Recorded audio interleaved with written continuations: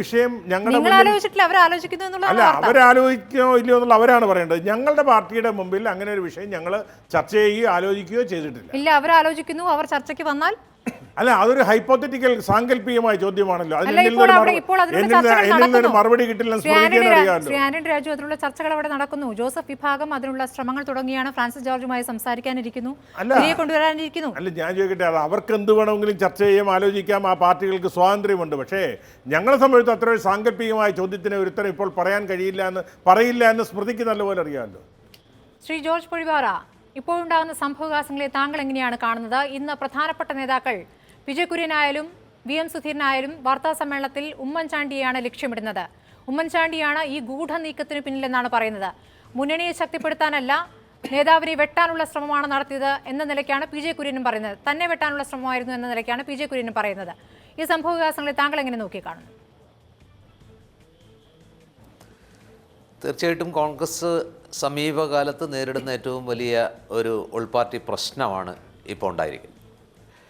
കേരള കോൺഗ്രസുമായിട്ടുള്ള ഒരു ധാരണയുടെ പേരിൽ കോൺഗ്രസിനകത്തെ വലിയൊരു വിഭാഗം അതിന് സ്വീകരിച്ച മാർഗത്തെ സംബന്ധിച്ച് വലിയ അഭിപ്രായ വ്യത്യാസങ്ങളാണ് പ്രകടിപ്പിക്കുന്നത്. ലക്ഷ്യം എന്ന് പറയുന്നതിനെ ആർക്കും എതിർക്കാൻ കഴിയില്ല. കാരണം കേരളത്തിലെ ഇന്നത്തെ സവിശേഷമായ മുന്നണി രാഷ്ട്രീയത്തിൽ UDF എന്ന് പറയുന്ന മുന്നണിയുടെ രാഷ്ട്രീയ ഭാവിയെ സംബന്ധിച്ചിടത്തോളം 2019 ലോക്സഭാ തെരഞ്ഞെടുപ്പ് നേരിടാൻ ഇന്നത്തെ സാഹചര്യത്തിൽ കേരള കോൺഗ്രസിനെ കൂടെ ചേർത്തുകൊണ്ട് തന്നെ സാധിക്കുകയുള്ളൂ എന്നുള്ളത് രാഷ്ട്രീയ യാഥാർത്ഥ്യമാണ്. പക്ഷേ അതിന് സ്വീകരിച്ച ഒരു നടപടി ഇത്രത്തോളം വലിയൊരു സാക്രിഫൈസ്, ഒരു പാർട്ടിയുടെ അസ്തിത്വവും അല്ലെങ്കിൽ ആത്മാഭിമാനവും ആ പാർട്ടി പ്രവർത്തകരുടെ അന്തസ്സും കളഞ്ഞു കുളിക്കുന്ന രീതിയിൽ ഇത്രയും വലിയൊരു വിട്ടുവീഴ്ച അതിന് വേണ്ടിയിരുന്നോ? അല്ലെങ്കിൽ ഇത്രയും വലിയൊരു വിട്ടുവീഴ്ച കേരള കോൺഗ്രസ് പോലും ആഗ്രഹിച്ചിരുന്നോ? അല്ലെങ്കിൽ അവരുടെ സങ്കല്പത്തിൽ പോലും ഉണ്ടായിരുന്നോ എന്നുള്ളതാണ് പ്രധാനപ്പെട്ട പ്രശ്നം.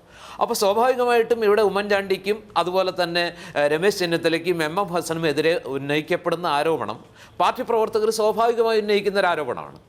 ലക്ഷ്യം എന്ന് പറയുന്നത് അവർ സ്വീകരിച്ച അല്ലെങ്കിൽ കേരള കോൺഗ്രസിനെ മുന്നണിയിലേക്ക് കൊണ്ടുവരണം എന്നുള്ള കാര്യം കോൺഗ്രസ് പാർട്ടിയുടെ രാഷ്ട്രീയാധികാര സമിതിയും അതുപോലെ തന്നെ KPCCയിലും ഒക്കെ ചർച്ച ചെയ്യപ്പെടുകയും അതിനുള്ള കൺകറൻസ് അല്ലെങ്കിൽ പച്ചക്കൊടി കിട്ടിയതുമാണ്. ശ്രീ കുഞ്ഞാലിക്കുട്ടിയെ ആ കാര്യത്തിനായിട്ട് മധ്യസ്ഥൻ്റെ റോളിലേക്ക് നിയോഗിക്കാനുള്ള അനുമതിയും ഈ 3 നേതാക്കൾക്കും അല്ലെങ്കിൽ നേതൃത്വത്തിന് കിട്ടിയതാണ്. പക്ഷേ കുഞ്ഞാലിക്കുട്ടി കോൺഗ്രസിൻ്റെ താല്പര്യങ്ങളെ പൂർണ്ണമായിട്ടും അവഗണിച്ച് കേരള കോൺഗ്രസിനെ എങ്ങനെയും മുന്നണിയിലേക്ക് കൊണ്ടുവന്ന് തങ്ങളുടെ നില ഭദ്രമാക്കുക എന്നുള്ള ഒരു സിംഗിൾ പോയിന്റ് അജണ്ടയിൽ പ്രവർത്തിച്ചോ എന്നുള്ളതാണ് ചോദ്യം. ഇനി അധികം സമയമൊന്നുമില്ല. ചെങ്ങന്നൂർ തെരഞ്ഞെടുപ്പ് ഒരു പാഠമാണ്. അതിന്റെ പശ്ചാത്തലത്തിൽ മധ്യ തിരുവിതാംകൂറിലെ സാഹചര്യം പ്രത്യേകം പരിഗണിച്ചുകൊണ്ട് പെട്ടെന്ന് തന്നെ നടപടികളിലേക്ക് കടക്കേണ്ടതുണ്ട്. അല്ലെങ്കിൽ 2019 ആകുമ്പോഴേക്കും മാണിയെ കൊണ്ടുപോകും ഇടതുപക്ഷം, അത് ഉറപ്പായിരുന്നു. അപ്പോൾ ആ സാഹചര്യം ഒഴിവാക്കുക, വളരെ പെട്ടെന്ന് പ്രവർത്തിക്കുക എന്ന നടപടിയിലേക്ക് കുഞ്ഞാലിക്കുട്ടി തന്നെ മുൻകൈയെടുത്ത് കാര്യങ്ങൾ നടത്തിയെങ്കിൽ അതിലെന്താണ് ഇത്ര തെറ്റ്? സ്മൃതി, അതിനകത്ത് ചിന്തിക്കേണ്ട ഒരു കാര്യം, കേരള കോൺഗ്രസും അത്രമേൽ ഭദ്രമായ ഒരവസ്ഥയിലായിരുന്നില്ല. ചെങ്ങന്നൂരിൽ കേരള കോൺഗ്രസ് പിന്തുണ പ്രഖ്യാപിച്ച ശേഷവും UDF തോറ്റത് 21,000-ഓളം വോട്ടിനാണ്. മാത്രമല്ല, ഈ ചെങ്ങന്നൂരിൽ UDFന് പിന്തുണ പ്രഖ്യാപിച്ചതോടെ കേരള കോൺഗ്രസ്സിന് LDFിലേക്കുള്ള വാതിൽ ഒരു പരിധി വരെ അടഞ്ഞിരുന്നു. മാത്രമല്ല, NDAയുടെ കൂടെ ചേരാനുള്ള മോഹം ഇന്നത്തെ സവിശേഷമായ രാഷ്ട്രീയ സാഹചര്യത്തിൽ കേരള കോൺഗ്രസിനെ സംബന്ധിച്ചിടത്തോളം ഒരു ആത്മാഹുതിയിലേക്കാണ് നയിക്കുക. ഈ സാഹചര്യത്തിൽ ഇത്രത്തോളം വലിയൊരു ത്യാഗം ആവശ്യമുണ്ട്. ഞാൻ നേരത്തെ സൂചിപ്പിച്ച പോലെ തന്നെ മധ്യ തിരുവിതാംകൂറിൻ്റെ രാഷ്ട്രീയം അറിയുന്ന, കേരളത്തിലെ രാഷ്ട്രീയ ഘടന അറിയുന്ന ആർക്കും അറിയാം, അടുത്ത തെരഞ്ഞെടുപ്പിൽ, ലോക്സഭാ തെരഞ്ഞെടുപ്പിൽ UDFനെ സംബന്ധിച്ചിടത്തോളം ഒരു പ്രതീക്ഷയോടെ അല്ലെങ്കിൽ ഒരു ആത്മവിശ്വാസത്തോടെ തെരഞ്ഞെടുപ്പ് രംഗത്തിറങ്ങാൻ കേരള കോൺഗ്രസിനെ കൂട്ടേണ്ടതുണ്ട്.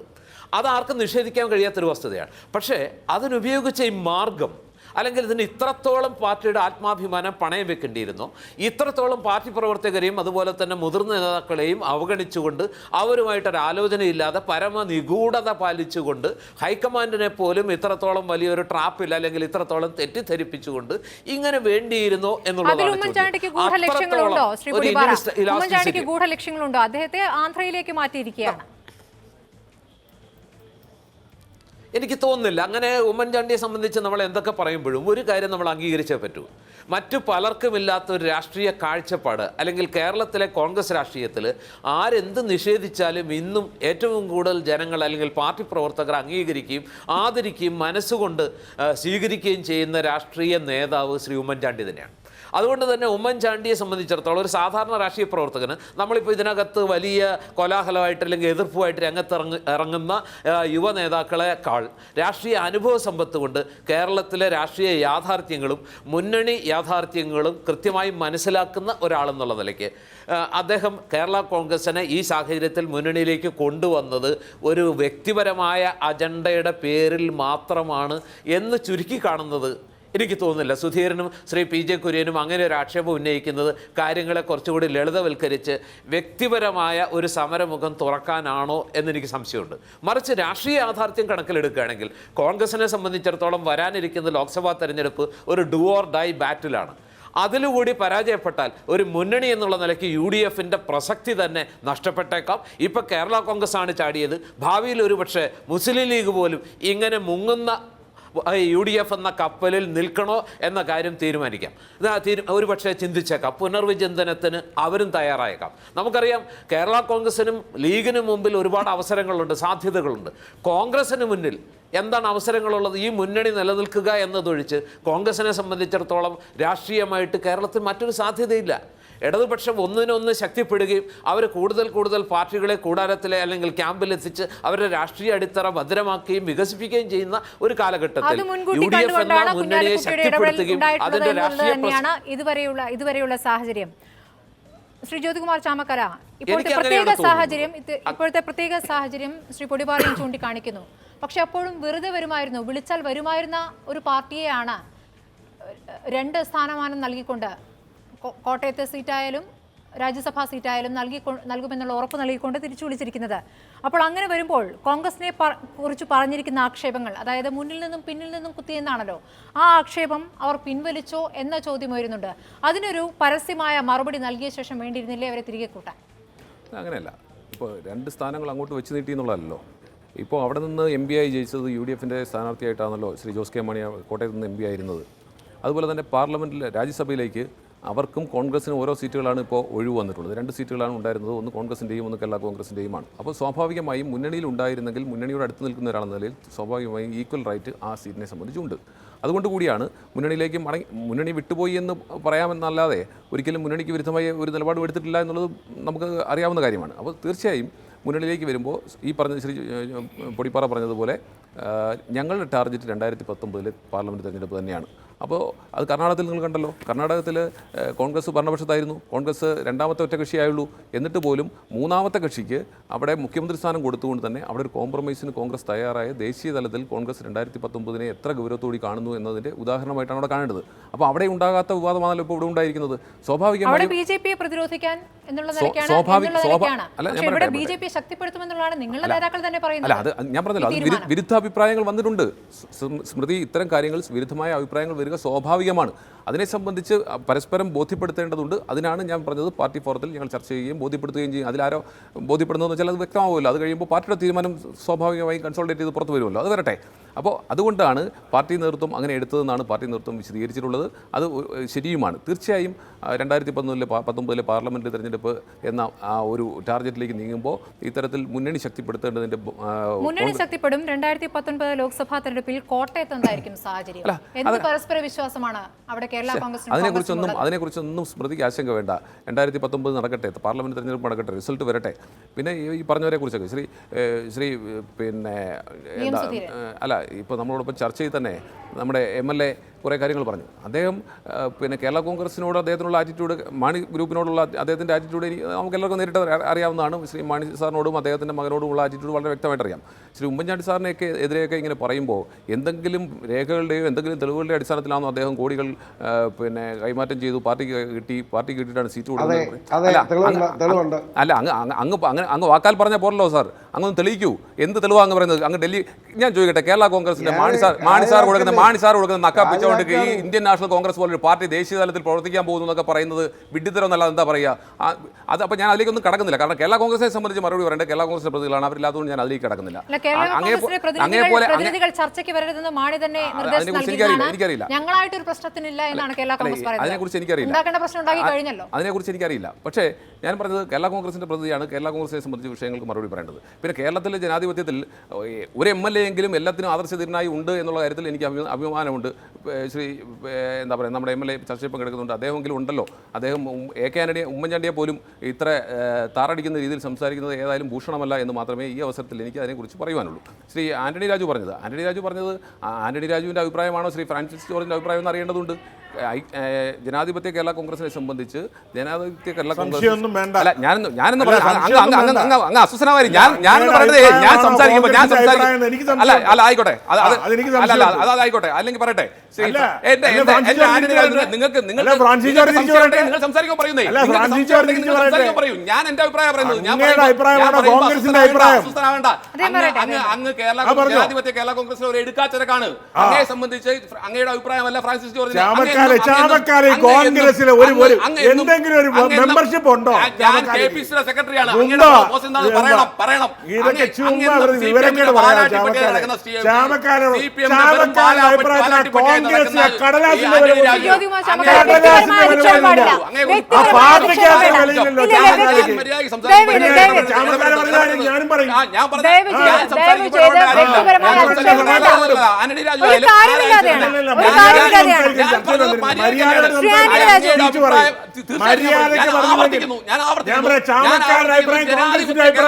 അഭിപ്രായമാണോ ആന്റണി രാജുവിന്റെ അഭിപ്രായം?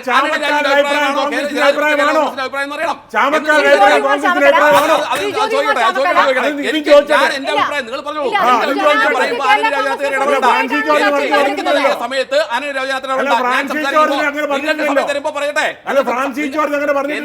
ഇത്രേ ഉള്ളൂ. ഞാൻ സംസാരിക്കുമ്പോൾ നിങ്ങൾ ഇടപെടണ്ട. അല്ലെ തങ്ങൾ സംസാരിക്കാൻ അനാവശ്യം പറഞ്ഞ ഇടപെടും. അങ്ങ് ഫ്രാൻസിസ് ജോർജിനെ അംഗീകരിക്കുന്നില്ല എന്ന് പറയുന്നത്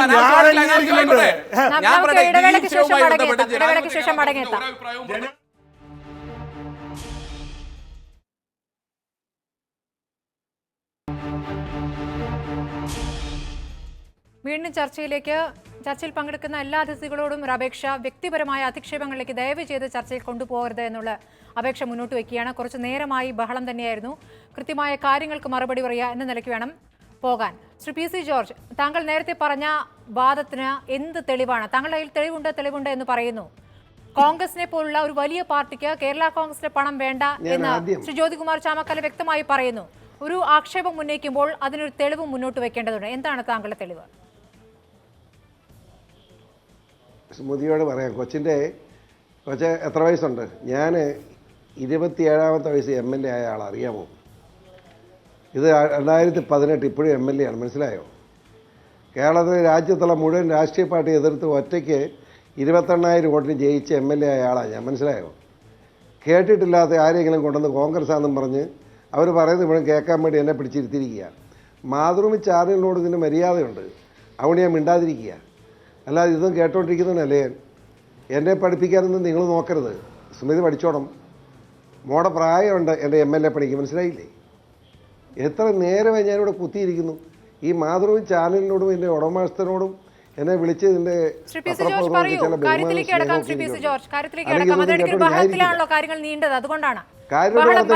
കാര്യം ജനം കേൾക്കട്ടെ.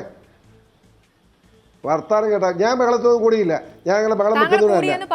ഞാൻ കേട്ടിട്ട് തട്ടിട്ടില്ലാത്തൊരു കോൺഗ്രസ്സുകാരെ കൊണ്ടുവച്ചാ വർത്താനം വർത്താനം പറയുന്നു. ഒരുപാടൊക്കെ വർത്താനൊക്കെ മര്യാദക്കൊക്കെ പറഞ്ഞാൽ മതി. ഞാനങ്ങനെ പേടിക്കുന്നവനല്ല.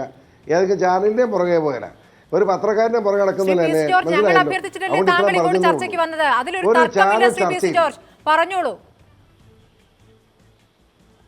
എൻ്റെ മര്യാദ മനസ്സിലായോ? ഞാൻ മുണ്ടക്കയിൽ നിന്നാണ് ഈ രാറ്റുവട്ടം എത്തിയത് എൻ്റെ മര്യാദ കൊണ്ട്. കാരണം ഈ ചാനലിനോട് ഞാൻ വാക്ക് പറഞ്ഞു പോയി, അതുകൊണ്ട്. പക്ഷേ നിങ്ങൾ ചർച്ചയ്ക്ക് വിളിക്കുമ്പോൾ ഒരുമാതിരി നില നോക്കി വേണം വിളിക്കാൻ. മനസ്സിലായില്ലേ?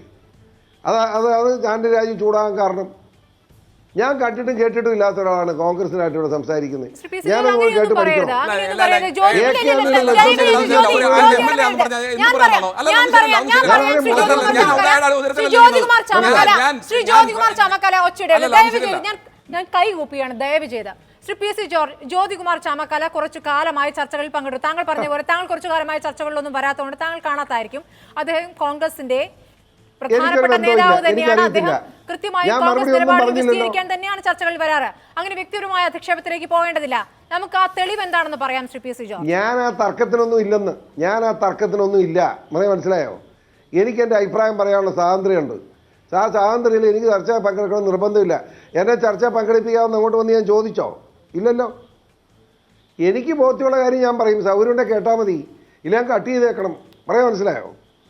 ഞാൻ പറഞ്ഞത് കുഞ്ഞാലിക്കുട്ടി, ഉമ്മൻചാണ്ടി, KM മാണി ഈ കക്ഷികൾ ലോക കൈക്കൂലിക്കാരാണെന്ന് എത്ര കൊല്ലമായി പറയാൻ തുടങ്ങിയിട്ട്? ഇതാർക്കും അറിയില്ലാത്തത്?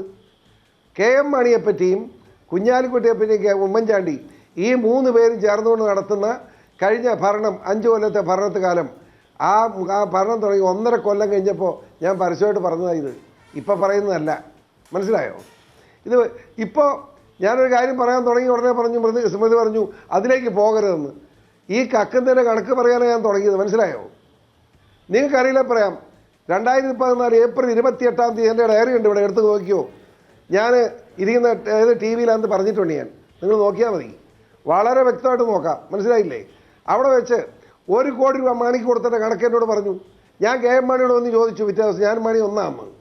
ഞാൻ വിചാരിച്ചതിന് മര്യാദകളാണ് മാണി സാറേ, ഇത് കാശ് മേടിച്ച് 400 ബാർ കൊടുക്കാതിരിക്കുന്നത് മര്യാദയാണെന്ന് ചോദിച്ചു. ഉടനെ മാണി സാറിന് പറഞ്ഞ് നീ എന്താ എന്നെ ചോറി എന്തായി പറയുന്നത്? കെ ബാബുവിന് 10 ലക്ഷം കൊടുത്തു, 10 കോടി കൊടുത്തു, നമുക്കൊരു 5 കോടിയെങ്കിലും തരണ്ടേന്ന്. അന്നേരം 1 കോടി മാണി മേടിച്ചെന്ന് ഞാൻ മനസ്സിലാക്കിയേ. എൻ്റെ സ്റ്റേറ്റ്മെൻറ്റ് കിടപ്പുണ്ട് അറിയാമോ പോലീസിന്? ആ സ്റ്റേറ്റ്മെൻറ്റിൻ്റെ അടിസ്ഥാനത്തിൽ പോലീസ് കേസെടുക്കണ്ടായി. അതുകൊണ്ട് എനിക്ക് ഞാനങ്ങനെ ചുമ്മാ കള്ളം പറഞ്ഞു നടക്കുന്നതിനല്ല. ആ കെ ബാബുവിന് 10 കോടി കൊടുത്തെന്നാണ് പറഞ്ഞ്. അത് ഞാൻ ഉമ്മൻചാണ്ടിയോട് സംസാരിച്ചിട്ടുണ്ടല്ലോ, കെ ബാബുവായിട്ട് സംസാരിച്ചിട്ടുണ്ടല്ലോ. എനിക്കെന്നെ കള്ളം പറഞ്ഞിട്ട് കാര്യം? ഞാൻ ആരെയും പിടിച്ചു പറിക്കാൻ നടക്കുന്നതല്ല. ആരെങ്കിലും പിടിച്ചു പറിച്ചെന്ന് തന്നെ പറയും. അതിന് വേണ്ടി എന്ത് നേരിടാൻ തയ്യാറാണ്. എന്തായി എന്നുള്ള കാര്യം നമ്മൾ കണ്ടു കഴിഞ്ഞതല്ലേ? അതിലേക്ക് വീണ്ടും തിരിച്ചു പോയിട്ട് എന്തെങ്കിലും കാര്യമുണ്ടോ? കോടതിയിൽ എത്തിയപ്പോൾ തീർന്നില്ല. അതല്ലേ നിങ്ങളുടെ തെറ്റിദ്ധാരണ. കോടതി തീർന്നിട്ടില്ല. കോടതി കാണിച്ചു തരാൻ പോവുക. നിങ്ങൾ നോക്കിയെന്നോ കാണാം. കോടതിയിൽ ഒരു അന്വേഷണ റിപ്പോർട്ടിൽ പോലീസ് വിജിലൻസുകാരനെ ചാക്കിട്ട് പിടിച്ച് മാണി അവിടെ തെളിവില്ലെന്ന് പറഞ്ഞു, ക്രൈംബ്രാഞ്ചാണെന്നും പറഞ്ഞു. എൻ്റെ സ്റ്റേറ്റ്മെൻറ്റ് പോലും എടുക്കാതെയാ ഞാൻ കൊടുത്തിട്ടുണ്ട് മൊഴി. ആ മൊഴി പോലും കോടതി കൊടുത്തിട്ടില്ല. കോടതിയുടെ മുമ്പിൽ വരാൻ പോവുക. ഞാൻ കാണിച്ചു തരാം. ഇതങ്ങനെയൊന്നും ഒയ്യനെ അഴിമതി കാര്യങ്ങളൊക്കെ രാഷ്ട്രീയക്കാരനെ ഉണ്ടല്ലോ വലിയ ബുദ്ധിമുട്ടാണ് തെളിയിച്ചെടുക്കാൻ. ഒത്തിരി സ്ട്രെയിൻ എടുക്കേണ്ടി വരും. ആ സ്ട്രെയിൻ മുഴുവൻ എടുത്തുകൊണ്ടിരിക്കുക ഞാൻ. മനസ്സിലായോ? അപ്പോൾ അതുകൊണ്ടാണ് ഇത്ര കൃത്യനായി സംസാരിക്കുന്നത്. ഇതൊക്കെ ശരിക്ക് വേണ്ടിയുള്ള പോരാട്ടമാണ്. ശരിക്ക് വേണ്ടി പോരാടുമ്പോൾ നിങ്ങളെപ്പോലെ കൊച്ചുങ്ങളൊക്കെ ഇങ്ങനെ വർത്തമാനം പറയും. നിങ്ങളെപ്പോലുള്ളവരെല്ലാം സമ്പന്ന വർഗത്തിൻ്റെ ആ മാസ്മരിക വലയത്തിൽ കുടുങ്ങിപ്പോവും. ഞാനങ്ങനെ കുടുങ്ങുന്നവനല്ല. എനിക്ക് കുടുങ്ങാൻ പറ്റില്ല. ഞാൻ ഈ ചർച്ച നയിക്കുന്ന ഒരു അവതാരകയല്ലേ, ആ നിലയ്ക്കിനോട് സംസാരിച്ചാൽ മതി. അതാ മതി. സ്മൃതി എന്ന് പറഞ്ഞ് ഞാൻ കൊച്ചുങ്ങളെന്ന് ഉദ്ദേശിച്ചത് എന്നെയൊക്കെ കുഞ്ഞുങ്ങളാണല്ലോ, അതാണ് ഉദ്ദേശിച്ചത്. ഞാനിവിടെ പറയുന്ന അഴിമതി പറയുമ്പം വേണ്ടാന്ന് സ്മൃതിയല്ലേ എന്നോട് പറഞ്ഞത്? നേരത്തെ തന്നെ ഇവർ അഴിമതിക്കാരാണ്, ഇവരൊക്കെ സമ്പന്നരായതിന്റെ കണക്കുകൾ കോടിപതികളാണ്. ഈ കാര്യങ്ങളൊക്കെ പറയാൻ എളുപ്പമാണ് ശ്രീ പി. സി. ജോർജ്. പക്ഷേ കേരള കോൺഗ്രസ് ഇപ്പോൾ മുന്നണിയിലേക്ക് വരാൻ, രാജ്യസഭാ സീറ്റ് കിട്ടാൻ പണം നൽകി എന്നുള്ള ആക്ഷേപം, അതിനുള്ള തെളിവ് എന്താണെന്നാണ് ചോദിച്ചത്. ഞാൻ ചോദിക്കട്ടെ.